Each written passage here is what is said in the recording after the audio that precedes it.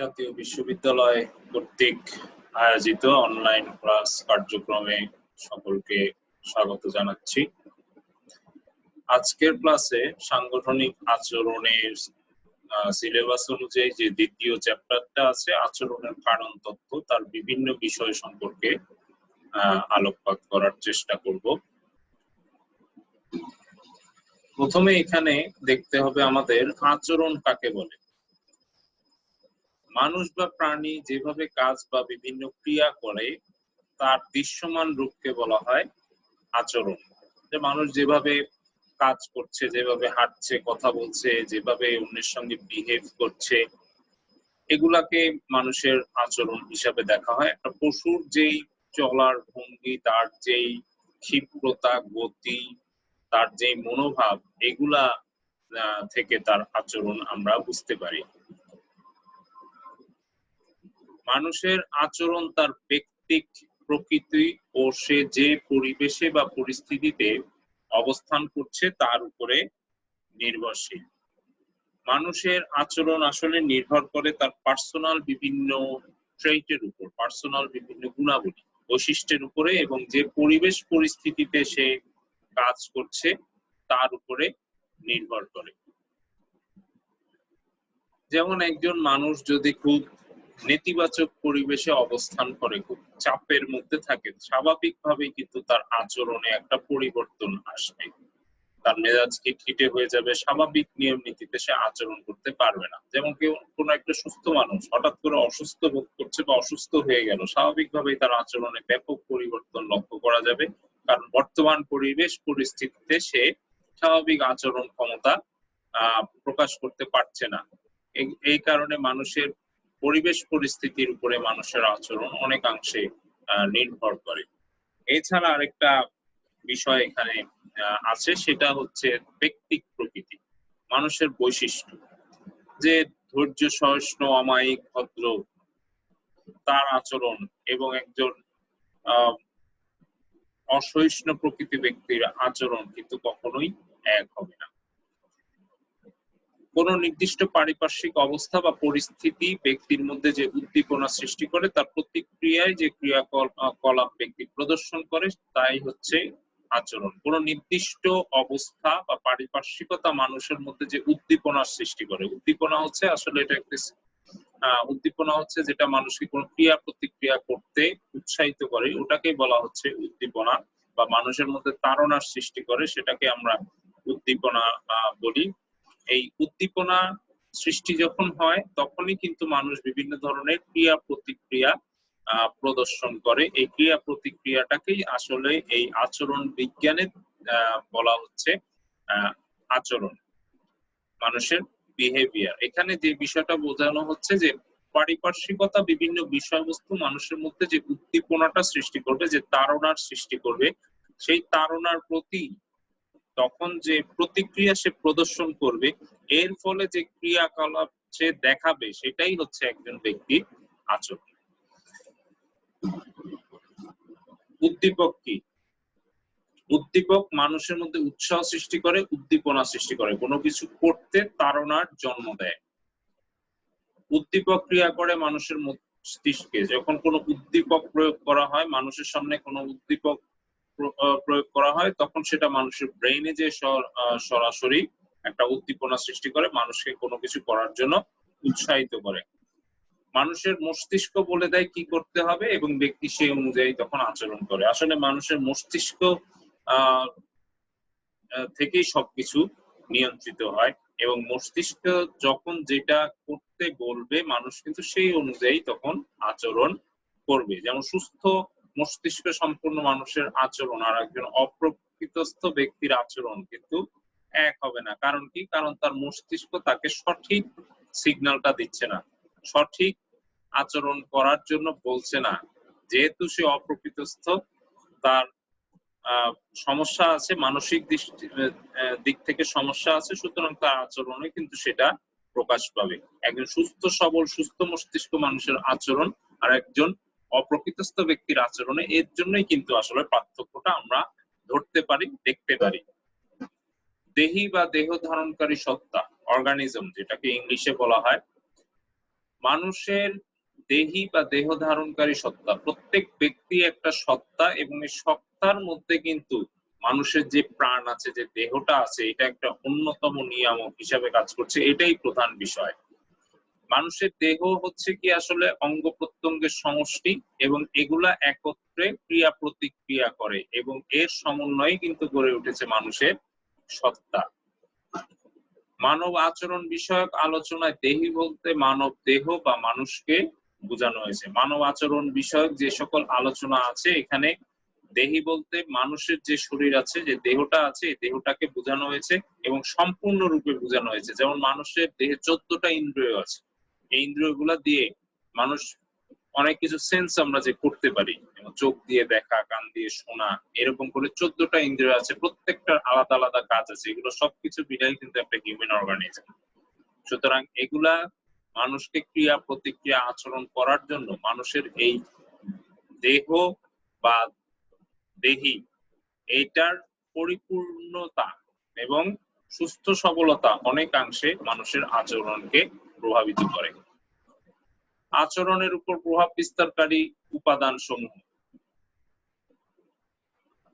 1 number হচ্ছে ব্যক্তিক উপাদান, মানে পার্সোনাল যে সকল বিষয়গুলো আছে, যে সকল এলিমেন্টস গুলো আছে। 1 নাম্বার হচ্ছে বয়স। বয়স মানুষের আচরণের উপর একটা বড় প্রভাব বিস্তার করে। যেমন একটা শিশু মাত্র জন্ম নিয়েছে, 2-3 মাস হয়েছে, তার আচরণ আর 1.5-2 বছরে যে তার আচরণ এক হবে না। যত বয়স বাড়বে মানুষের আচরণে পরিবর্তন আসবে। জেন্ডার, পুরুষ বা স্ত্রী,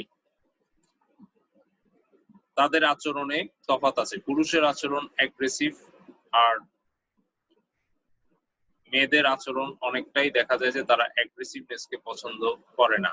সুতরাং দেখা যায় যে পুরুষ যে ঝুঁকি নিতে পারে, যেভাবে আচরণ করতে পারে, বিভিন্ন পারিপার্শ্বিকতায় যেভাবে নিজেকে উপস্থাপন করতে পারে, একজন মেয়ের পক্ষে অনেক সময় সেটা সম্ভব হয় না। সুতরাং জেন্ডার পার্থক্য মানুষের আচরণের উপরে প্রভাব বিস্তার করে। মনোভাব, মনোভাব মানুষের আচরণকে স্বাভাবিকভাবেই প্রভাব বিস্তার করবে। কেউ যদি পজিটিভ মনোভাব নিয়ে চলে, পজিটিভ মনোভাব পোষণ করে, তার আচরণ, আবার কেউ যদি কোনো বিষয় সম্পর্কে নেগেটিভ মনোভাব পোষণ করে, তার আচরণ কিন্তু এক হবে না। দুইজনের আচরণের মধ্যে পার্থক্য লক্ষ্য করা যাবে। প্রত্যক্ষণ, পারসেপশনের কারণে মানুষের আচরণে ব্যাপক পার্থক্য লক্ষ্য করা যায়। কেউ কোনো জিনিসকে ভালো বলছে, কেউ কোনো জিনিসকে খারাপ বলছে। এটা পারসেপশনের ভিন্নতার কারণে আসলে হচ্ছে। এই পারসেপশনের ভিন্নতা এটা থাকবেই। পারসেপশনের ভিন্নতা মানে হচ্ছে যে দৃষ্টিতে মানুষ তার আশেপাশের বিষয়গুলোকে দেখে এবং অনুধাবন করে, এটাই হচ্ছে পারসেপশন। শিক্ষা, শিক্ষা মানুষের আচরণের উপরে ব্যাপক প্রভাব বিস্তার করতে পারে। যে যত বেশি শিক্ষিত মনে করা হয়, তার আচরণে সেই শিক্ষার বহিঃপ্রকাশটা ঘটবে, এবং স্বাভাবিকভাবেই একজন স্বল্প শিক্ষিত বা অশিক্ষিত ব্যক্তির আচরণের সঙ্গে শিক্ষিত ব্যক্তির আচরণে পার্থক্য আমরা লক্ষ্য করে থাকি। বুদ্ধিমত্তা, ইন্টেলিজেন্স, বুদ্ধিমত্তা সম্পন্ন ব্যক্তির আচরণ আর কম বুদ্ধিমত্তা সম্পন্ন ব্যক্তির আচরণে তফাৎ লক্ষ্য করা যাবে। যার মধ্যে ইন্টেলিজেন্স আছে, সে অনেক কিছু খুব সহজে বুঝে ফেলতে পারে, কোনো সমস্যা খুব দ্রুত অনুধাবন করে সমাধান করে ফেলতে পারে।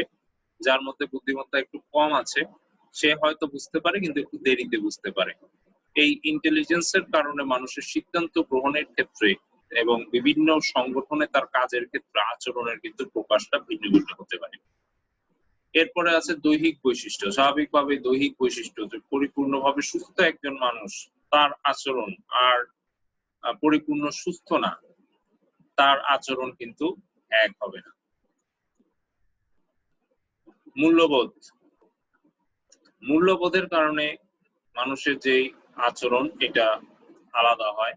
মূল্যবোধ, ভ্যালুস যেগুলি আছে, এই ভ্যালুস গুলা আসলে মানুষ অর্জন করে তার পারিপার্শ্বিকতা থেকে, পরিবার থেকে, তার শিক্ষা দীক্ষা থেকে, সাংস্কৃতিক পরিমণ্ডল থেকে, এবং সহজে এই মূল্যবোধ কিন্তু পরিবর্তন করা যায় না। এই মূল্যবোধ দীর্ঘদিন ধরে গড়ে ওঠে, সুতরাং এই মূল্যবোধের কারণে কিন্তু মানুষের আচরণ এক এক ধরনের হয়। যে উচ্চ মূল্যবোধ সম্পন্ন ব্যক্তির আচরণ আর কম মূল্যবোধ সম্পন্ন ব্যক্তির আচরণ কিন্তু এক ধরনের হবে না, এবং যে উচ্চ মূল্যবোধ পোষণ করছে, সবসময় পোষণ করে আসছে, তার মূল্যবোধ যে হঠাৎ করে এটা রিভার্সে চলে যাবে, মূল্যবোধ কমে যাবে, তার ভ্যালুস যে জ্ঞানটা আছে তার, সেটা যে হঠাৎ করে রিভার্স হয়ে যাবে এরকম কিন্তু দেখা যায় না। আবার নিম্ন মূল্যবোধ সম্পন্ন মানুষ যে হঠাৎ করে উচ্চ মূল্যবোধ সম্পন্ন ব্যক্তির মতো আচরণ করবে এটাও কিন্তু প্রত্যাশা করা যায় না। কারণ হচ্ছে কি, মূল্যবোধটা দীর্ঘদিন ধরে গড়ে উঠে, সুতরাং সহজে এটা পরিবর্তন হয় না। সাংস্কৃতিক পটভূমি, কোন সংস্কৃতি থেকে এসেছে এটা একটা বড় ধরনের আচরণের উপর প্রভাব বিস্তার করে। এটা কালচার থেকে আসবে। এক এক দেশে, এক এক সমাজে, এক এক পরিবারে এক এক ধরনের কালচার থাকে। যেমন ধর্মীয় অনুশাসন, এটা মানুষের সংস্কৃতির একটা অংশ। এখন ধর্মীয় ভাবে খুব অনুশাসন মেনে চলা হয়েছে এমন পরিবার থেকে যে আসছে, তার আচার আচরণ আর ধর্মীয় ভাবে তেমন রেস্ট্রিকশনে ছিল না, বা ধর্মীয় বিষয়গুলো সেইভাবে অনুসরণ করা হতো না, এই ধরনের পরিবারের একজনের সন্তানের আচরণের মধ্যে সাধারণত পার্থক্য লক্ষ্য করা যায়। পরিবেশগত উপাদান, এখানে কার্যিক পরিবেশের বিভিন্ন উপাদান বলা হয়েছে, যেমন কাজের ধরন। কাজের ধরন এটার উপরে আচরণ নির্ভরশীল। যে কাজ মানুষ পছন্দ করছে, নিজের ইচ্ছা নিয়ে করছে, এই কাজের ক্ষেত্রে স্বভাবতই মানুষ ভালো আচরণ প্রদর্শন করবে, একটা ইতিবাচক মনোভাব পোষণ করবে। কার্য পরিবেশ একটা বড় বিষয়। কাজের পরিবেশ যদি ভালো না হয়, কার্য পরিবেশের মধ্যে অনেক বিষয় আছে, যেমন যে জায়গায় কাজ করতে দেওয়া হয়েছে এখানে যদি আলো বাতাস না থাকে, যথেষ্ট পরিমাণে সুযোগ সুবিধা না থাকে, ব্যক্তি কাজ করতে পারবে না।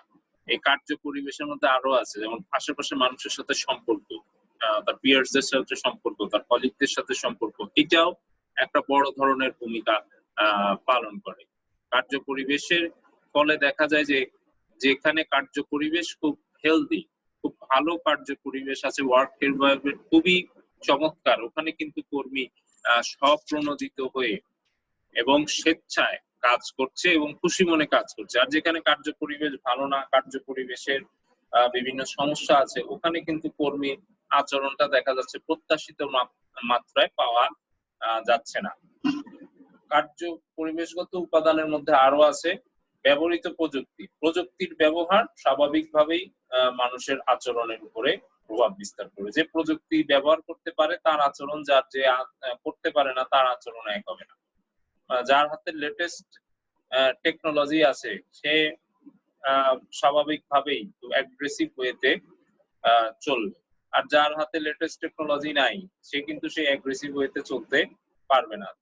স্বাভাবিকভাবেই এই প্রযুক্তি মানুষের আচরণের উপরে একটা বড় ধরনের প্রভাব বিস্তার করে। প্রতিষ্ঠানের নীতি, প্রতিষ্ঠান কোন নীতিতে চলছে এটা আচরণকে একটা শেপের মধ্যে নিয়ে আসবে, একটা গাইডলাইনের মধ্যে নিয়ে আসবে।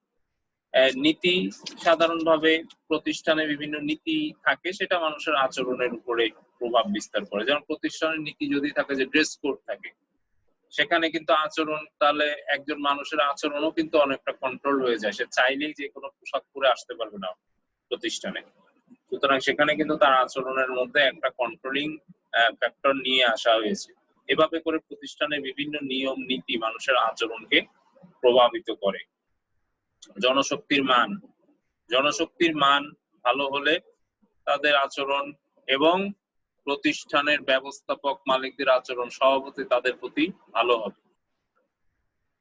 প্রতিষ্ঠানের সংস্কৃতি, প্রতিষ্ঠানের কিছু কালচার আছে, কালচারের উপরে মানুষের আচরণ নির্ভর করে। এক এক প্রতিষ্ঠানে এক এক ধরনের কালচার থাকে। যেমন কোন প্রতিষ্ঠানে আছে যে বাইরের প্রতিষ্ঠানগুলোতে, যেমন এখানে অনেক ক্ষেত্রেই দেখা যায় যে ঊর্ধ্বতন অধস্তন এরা একে অপরকে স্যার বলে সম্বোধন না করে ভাই বলে সম্বোধন করে, মানে তাদের রিলেশনশিপটা অনেকটা ইনফর্মাল রাখার তারা চেষ্টা করে। কাজের ক্ষেত্রে তারা মনে করে এটাতে সুবিধা হয়। বিভিন্ন সংগঠনে আমি এরকম দেখেছি যে সেখানে বস কালচারটা নাই, সেখানে অনেক ক্ষেত্রেই দেখা যাচ্ছে যে একজন পিওনও তার সরাসরি যে তাকে নিয়ন্ত্রণ করছে তাকে হয়তো ভাই বলে সম্বোধন করছে। বাইরের বিশেষ করে মাল্টিন্যাশনাল অনেক কর্পোরেশনে এই ধরনের কালচারটাকে প্রমোট করা হয়, যাতে এখানে কেউ নিজেকে অধিক সুপেরিয়র না ভাবে। স্বাভাবিকভাবে এই ধরনের প্রতিষ্ঠানগুলোতে আচরণ আর অন্য প্রতিষ্ঠানের ঊর্ধ্বতন কর্মকর্তার আচরণের মধ্যে কিন্তু একটা তফাৎ লক্ষ্য করা যায়। শিল্প সম্পর্কের ধরন, শিল্প সম্পর্কে এখানে মালিক শ্রমিক সম্পর্ক, শ্রমিক ব্যবস্থাপনা সম্পর্ক, এটাও আচরণের উপরে ইতিবাচক নেতিবাচক প্রভাব বিস্তার করতে পারে। সামাজিক উপাদান, ধর্মীয় বিশ্বাস মানুষের আচরণকে ব্যাপকভাবে নিয়ন্ত্রণ করে, এটা আমরা সবাই বুঝি। এক এক ধর্মে এক এক ধরনের বিধিনিষেধ আছে, সেই বিধিনিষেধগুলা যারা অনুসরণ করে সেখানে মানুষের আচরণ স্বাভাবিকভাবে একটা নিয়ন্ত্রণের একটা বড় নিয়ামক হচ্ছে ধর্মীয় বিশ্বাস। রীতি ও সংস্কৃতি, বিভিন্ন রীতিনীতি সংস্কৃতি যেগুলি মানুষ আছে বিভিন্ন সৃষ্টি কালচার থেকে চলে আসে, এগুলা মানুষের আচরণকে নিয়ন্ত্রণ করে। মানুষের মূল্যবোধ, সামাজিক উপাদান, মূল্যবোধ, এটা এর আগেও যে আলোচনা করা হয়েছে, মূল্যবোধ মানুষকে নিয়ন্ত্রণ করবে। শিক্ষা, সেটাও একই বক্তব্য, শিক্ষিত ব্যক্তির আচরণ আর স্বল্প শিক্ষিত অশিক্ষিত ব্যক্তির আচরণ একরকম হবে না। সামাজিক সম্প্রীতি, যেই সমাজে সম্প্রীতি আছে, একে অপরের উপর নির্ভরশীলতা আছে, ভালো ফলাফল সম্পর্ক আছে, সেখানে ফলাফল ভালো হবে, আচরণ প্রত্যাশিত মাত্রায় হবে, একে অপরকে সাহায্য সহযোগিতা করবে এবং একটা পজিটিভ এনভায়রনমেন্ট পাওয়া যাবে। সামাজিক নিরাপত্তা, সামাজিক নিরাপত্তা সাধারণভাবেই একটা বড় ধরনের প্রভাব বিস্তার করে। যেই সমাজে ব্যক্তিদেরকে বিভিন্ন ধরনের সামাজিক নিরাপত্তা দেওয়া হচ্ছে, যেমন উন্নত বিশ্বে আছে হেলথ ইন্স্যুরেন্স, এখানে স্বাভাবিকভাবে তারা তাদের স্বাস্থ্য বিষয় নিয়ে বা স্বাস্থ্য চিকিৎসা সম্পর্কে সেইভাবে তারা, আমরা যে আচরণটা প্রদর্শন করি তারা কিন্তু সেই আচরণটা প্রদর্শন করবে না। যেমন আমাদের এখানে মানুষ অসুস্থ হলে কোথা থেকে টাকা আসবে, কি হবে না হবে, এগুলো নিয়ে মানুষ পেরেশান হয়ে যায়, ব্যতিব্যস্ত হয়ে যায়। উন্নত বিশ্বে যেখানে সবার জন্য ম্যান্ডেটরি হেলথ ইন্স্যুরেন্স সিস্টেম আছে, ওখানে কিন্তু তারা জানে আমার ইন্স্যুরেন্স আছে, সুতরাং অসুস্থ হয়েছি, আমার টাকার চিন্তা নাই। তারা ওই আচরণটা যে ব্যতিব্যস্ত হয়ে যাওয়া, কোথা থেকে টাকা আনবো, ধার করবো নাকি সেভিংস ভাঙবো না কি করব, এইটা নিয়ে এই আচরণ কিন্তু তাদের মধ্যে প্রকাশ পাবে না। আচরণ পরিবর্তন পদ্ধতি, এক নাম্বার হচ্ছে ফলদায়ক আচরণ পরিবর্তন প্রক্রিয়া। আচরণ পরিবর্তন পদ্ধতিগুলো আসলে এটা মনস্তাত্ত্বিক বিভিন্ন বিষয়, মানুষের মনস্তাত্ত্বিক বিভিন্ন বিষয়কে কন্ট্রোলের মাধ্যমে মানুষের আচরণে স্থায়ী পরিবর্তন আনার একটা চেষ্টা। এক নাম্বার পদ্ধতিটা বলা হচ্ছে ফলদায়ক আচরণ পরিবর্তন প্রক্রিয়া। ফলদায়ক আচরণ পরিবর্তন প্রক্রিয়া, এটাকে ইংলিশে বলা হচ্ছে অপারেন্ট কন্ডিশনিং। এর মূল বিষয় হচ্ছে আচরণ তার ফলাফলের পরিণতি।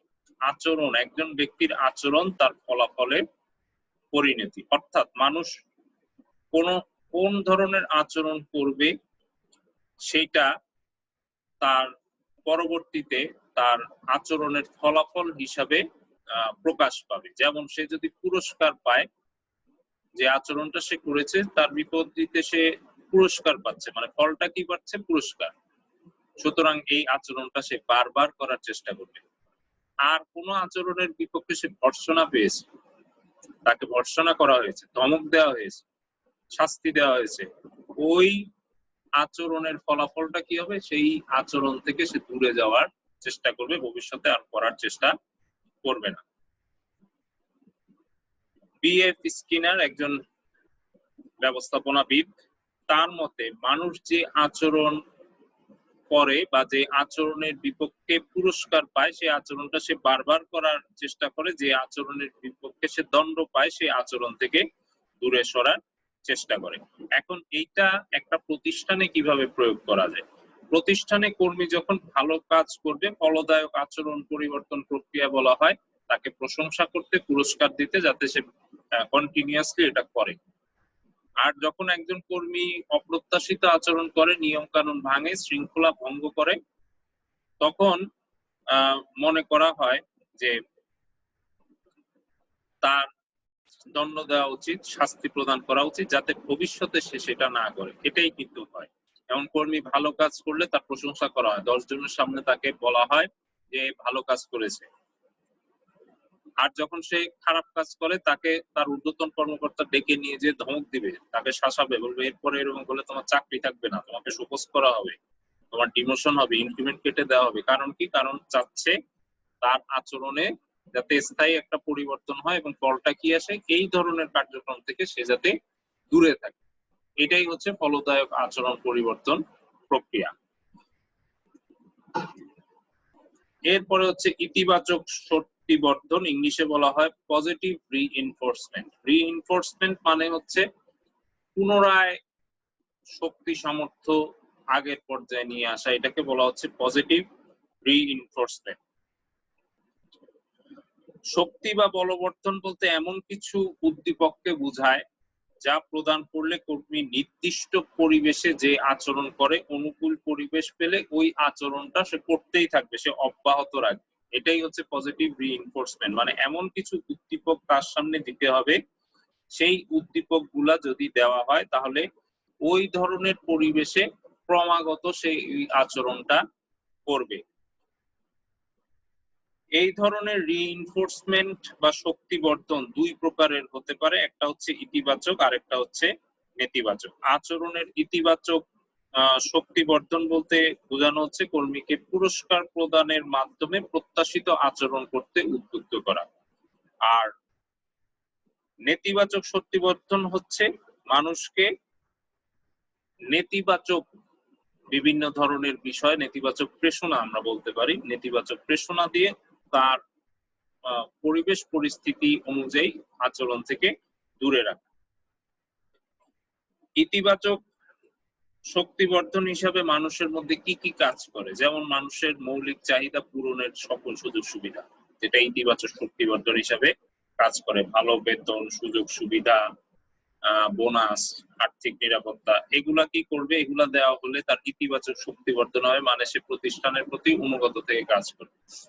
আর নেতিবাচক শক্তিবর্ধনের ক্ষেত্রে এখানে ওই শাস্তি, দণ্ড, যাতে করে সে প্রতিষ্ঠানের প্রতি কখনো আনুগত্য হারিয়ে না ফেলে, বিশৃঙ্খলা সৃষ্টির যাতে চেষ্টা না করে। নেতিবাচক শক্তিবর্ধন, এটা যে বললাম ওই একই বক্তব্য। নেতিবাচক শক্তিবর্ধন হচ্ছে বিভিন্ন ক্রিয়াকে বা বিভিন্ন ক্রিয়া প্রতিক্রিয়াকে পরিহার করার জন্য, এটাকে ইংলিশে বলা হচ্ছে অ্যাভয়েডেন্স লার্নিং, মানে অ্যাভয়েড করার জন্য বিভিন্ন ধরনের রিইনফোর্সমেন্ট মানুষকে দেওয়া যেতে পারে। মানুষের অপ্রত্যাশিত, এখানে বলা হচ্ছে মানুষের অপ্রত্যাশিত আচরণকে নিয়ন্ত্রণ করার জন্য নেতিবাচক সুযোগ শক্তিবর্ধন করা জরুরি। ইতিবাচক শক্তিবর্ধনের বেলায় মানুষ যেমন অনুকূল পরিবেশে বারবার ওই কাজটা করে, নেতিবাচক শক্তিবর্ধন করা হলে যেটা হয়, সে পরিবেশ পরিস্থিতি অনুযায়ী ওই কাজটা করার জন্য আর উৎসাহিত হয় না, সেটার থেকে সে দূরে থাকে। এটাই হচ্ছে নেতিবাচক শক্তিবর্ধন। 4 নাম্বার হচ্ছে বিলোপ সাধন। পূর্বে যে আচরণের জন্য কর্মীদেরকে ইতিবাচক বা নেতিবাচক রিইনফোর্সমেন্ট করা হতো, সেই ধরনের কোনো আচরণ হ্রাস কল্পে যে ব্যবস্থা গ্রহণ করা হয় তাকে বলা হচ্ছে বিলোপ সাধন। মানে হচ্ছে আগে কোনো আচরণের জন্য যে শক্তিবর্ধন গুলা ব্যবহার করা হতো, ইতিবাচক বা নেতিবাচক, ওই শক্তিবর্ধন গুলা ব্যবহার না করে আচরণের একটা স্থায়ী পরিবর্তন আনার চেষ্টা করা, মানে ওই আচরণটাই যাতে আর না করে, ওই আচরণটা পুরোপুরি বিলোপ করে দেওয়া, এটাকেই বলা হচ্ছে বিলোপ সাধন। এটা কি ধরনের হতে পারে?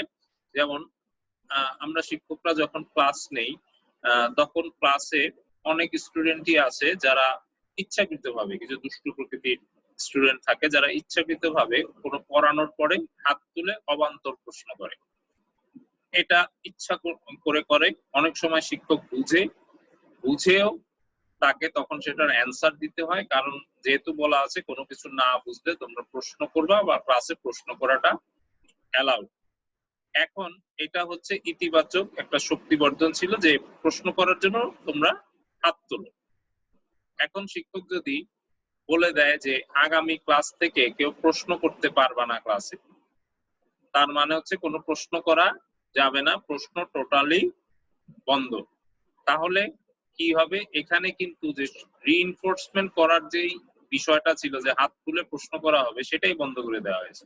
আস্তে আস্তে কি হবে? অবান্তর প্রশ্নকারী যারা ছিল তারাও কিন্তু আর প্রশ্ন করার সুযোগ খুঁজবে না এবং প্রশ্ন করার চেষ্টা করবে না। তার মানে এই আচরণটাই এটা বিলোপ সাধনের পর্যায়ে চলে যাবে। তবে এই ধরনের অবস্থায় আবার অন্যরা ক্ষতিগ্রস্ত হতে পারে।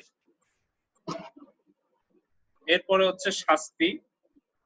শাস্তি প্রদানের মাধ্যমে কর্মীর অশোভন আচরণকে নিয়ন্ত্রণ করা যায়। শাস্তি প্রদান করা হলে কর্মী যে অশোভন আচরণগুলা করে এগুলা নিয়ন্ত্রণ করা যায়। এবং শাস্তি, এমন অনেক শাস্তি আছে যেটা দিলে ওই আচরণটা স্থায়ীভাবে রেকটিফাই হয়ে যায়। প্রেষণা। প্রেষণা কর্মীদের আচরণে পরিবর্তনের একটা বড় ধরনের নিয়ামক হিসাবে কাজ করে। প্রেষণা মানুষের মধ্যে সন্তুষ্টি সৃষ্টি করতে পারে এবং এর ফলে কর্মী প্রত্যাশিত উপায় আচরণের করতে পারে বা প্রত্যাশিত আচরণ প্রদর্শনে উৎসাহিত হতে পারে। কার্য সমৃদ্ধকরণ। কর্মীর কাজকে সমৃদ্ধকরণ মানে কর্মীর কাজে বৈচিত্র্যতা আনয়ন, কাজের ক্ষেত্রে বিভিন্ন ধরনের কর্তৃত্ব দায়িত্ব প্রদান, এগুলা দেওয়ার ফলে কার্য সমৃদ্ধকরণ করা হলেও আচরণে পরিবর্তন আসতে পারে। এরপরে হচ্ছে সাংগঠনিক উন্নয়ন। সাংগঠনিক উন্নয়ন যেটা বলা হচ্ছে যে সংগঠন কাঠামোর উন্নয়ন, সংগঠনের কার্য পরিবেশ, প্রযুক্তি, পারস্পরিক সম্পর্কের উন্নয়ন করা হলে অনেক ক্ষেত্রে আচরণে পরিবর্তন আসতে পারে। ব্যক্তিক আচরণ মডেল বা তত্ত্ব। ব্যক্তিক আচরণ মডেল বা তত্ত্ব, এগুলা ব্যক্তিক আচরণের অনুধাবন করার জন্য বিভিন্ন মডেল বা তত্ত্ব বিভিন্ন সময়ে দেওয়া হয়েছে। এর মধ্যে প্রথম যেটা আছে একদম উপরে যেটা দেওয়া আছে, যৌক্তিক এবং আবেগীয় মডেল। এটা ভিন্ন ভিন্ন অবস্থা।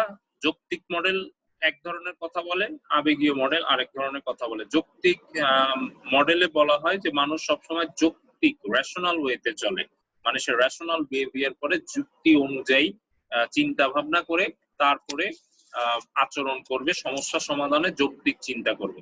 আর আবেগীয় মডেলে বলা হচ্ছে মানুষের আচরণে অনেক ক্ষেত্রে যুক্তির অপেক্ষা তার অবচেতন মনের উপরে মানুষ বেশি প্রভাবিত হয়, অবচেতন মনের দ্বারা বেশি প্রভাবিত হয় এবং এই ক্ষেত্রে মানুষ যুক্তি দিয়ে যত না সিদ্ধান্ত নেয়, আবেগ দিয়ে সিদ্ধান্ত তার থেকে বেশি নেয়।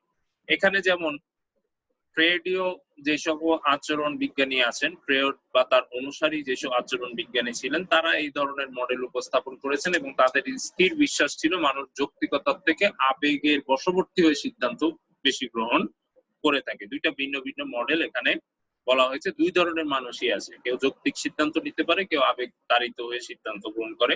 তবে আবেগ তাড়িত সিদ্ধান্ত সবসময় ভালো নাও হতে পারে।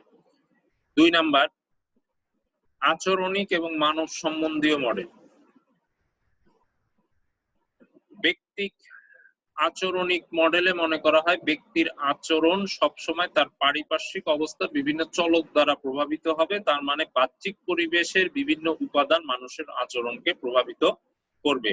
পরিবেশের উপাদান অনুকূল থাকলে তার আচরণে সেটা প্রভাব পাবে, আর যদি নেতিবাচক হয় তার আচরণেও সেটা দেখা যাবে। আরেকটা হচ্ছে মানব সম্বন্ধীয় মডেল। মানব সম্বন্ধীয় মডেলে যে যারা দিয়েছেন বা যে সকল পণ্ডিতরা এই মডেল নিয়ে কাজ করেছেন, তারা বিশ্বাস করেন মানুষ বৈজ্ঞানিক নিয়ম নীতি দ্বারা প্রভাবিত যত না হয় তার চেয়ে বেশি প্রভাবিত হয় দার্শনিক চিন্তা চেতনা দ্বারা।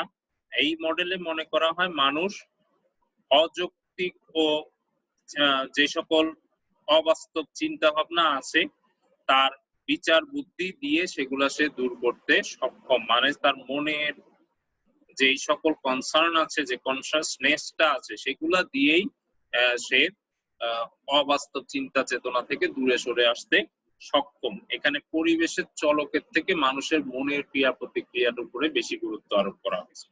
অর্থনৈতিক এবং আত্মপ্রতিষ্ঠার মডেল। মানব আচরণে অর্থনৈতিক মডেল, এটা আধুনিক ব্যবস্থাপনার জনক FW টেলরের যে বৈজ্ঞানিক ব্যবস্থাপনা দর্শন ছিল সেখান থেকেই চলে আসছে। বৈজ্ঞানিক ব্যবস্থাপনার মূল একটা বিষয় বা একটা শুরুই হচ্ছে কার্যের মান নির্ধারণ, কার্যে বিশেষজ্ঞতা আনয়ন এবং কার্য সম্পাদনের জন্য মনিটরি মোটিভেশন। যেমন পিস্ট্রেট মেথড করা হয়েছিল, যে যত বেশি তৈরি করতে পারবে তার অর্থ তত বেশি হবে। দিনে 50টা যে তৈরি করবে সে 50টার টাকা নিবে, যে 20টা তৈরি করবে 20টার টাকা নেবে। তার মানে বলা হচ্ছে অর্থনৈতিকভাবে মানুষকে মোটিভেটেড করে তার আচরণ নিয়ন্ত্রণ করা যায়, মানে উৎপাদন বাড়ানোর জন্য অর্থনৈতিক যে শক্তি এটাকে প্রয়োগের কথা বলা হচ্ছে। আর ব্যক্তিক আচরণে অর্থনৈতিক মডেলের বিপরীত মডেল হচ্ছে আত্মপ্রতিষ্ঠান মডেল। এই মডেলে করা হয় মানুষের প্রবৃত্তি নির্ভর করে তাকে প্রণোদিত করার উপরে এবং মানুষকে তার উচ্চতর যেই সকল সুযোগ সুবিধা আছে যেমন আত্মপ্রতিষ্ঠা আত্মপূর্ণতার জায়গায় নিয়ে যাওয়ার মাধ্যমে তাকে দিয়ে উচ্চ মাত্রার কাজগুলা করিয়ে নেওয়া যায়, ভালো কাজগুলা করিয়ে নেওয়া যায়। এখানে অর্থনৈতিক ফ্যাক্টরের থেকে মানুষের মান মর্যাদা, তার নিজস্ব আত্মমর্যাদা, আত্মসন্তুষ্টি এগুলা বেশি ক্রিয়া প্রতিক্রিয়া করতে পারে। এক্স তত্ত্ব এবং ওয়াই তত্ত্ব, এক্স আর ওয়াই, ডগলাস ম্যাকগ্রেগরের দেওয়া এক্স এবং ওয়াই তত্ত্ব। এই মডেলে বলা হচ্ছে এক্স তত্ত্বে কর্মী যারা আছে, এটা আমরা সবাই জানি, কর্মীরা কাজকে অপছন্দ করে, দায়িত্ব নিতে চায় না, অবহেলা করে, ফাঁকি দিতে চায়, কাজ করাতে গেলে শাস্তি দিতে হবে, এদের কোনো উচ্চাকাঙ্ক্ষা নাই, বেতন পেলেই খুশি, এই বাদে এদের আর কোনো উচ্চাকাঙ্ক্ষা নাই। মানে এক্স ক্যাটাগরিতে যারা আছে এরা খুব নিম্ন মন মানসিকতা সম্পন্ন এবং এদের আচরণ নিয়ন্ত্রণ করার একটাই উপায়, তাদেরকে শাস্তি দিতে হবে। ওয়াই ক্যাটাগরিতে যারা আছে এরা উচ্চ মন মানসিকতা সম্পন্ন, কাজকে এরা স্বাভাবিকভাবে গ্রহণ করে, দায় দায়িত্ব নিতে চায়, নিজেরা উদ্যোগী হয়ে কাজ করে এবং এখানে মনে করা হয় যে ওয়াই তত্ত্বে যারা কর্মী বা ওয়াই তত্ত্বে যারা বিশ্বাস করবেন এখানে শাস্তি প্রদান করার দরকার নাই, মানুষকে ইতিবাচক ওয়েতে মোটিভেট করলে সে স্বাভাবিক নিয়মেই কাজ করবে। এগুলাই হচ্ছে মানুষের আচরণ মডেল। মানে এই সকল মডেলের উপর ভিত্তি করে মানুষের আচরণ নিয়ন্ত্রণের জন্য ব্যবস্থাপকরা বিভিন্ন সিদ্ধান্ত গ্রহণ করতে পারে। আজকের ক্লাস এই পর্যন্তই। সকলের সুস্থতা এবং কল্যাণ কামনা করছি। আল্লাহ হাফেজ।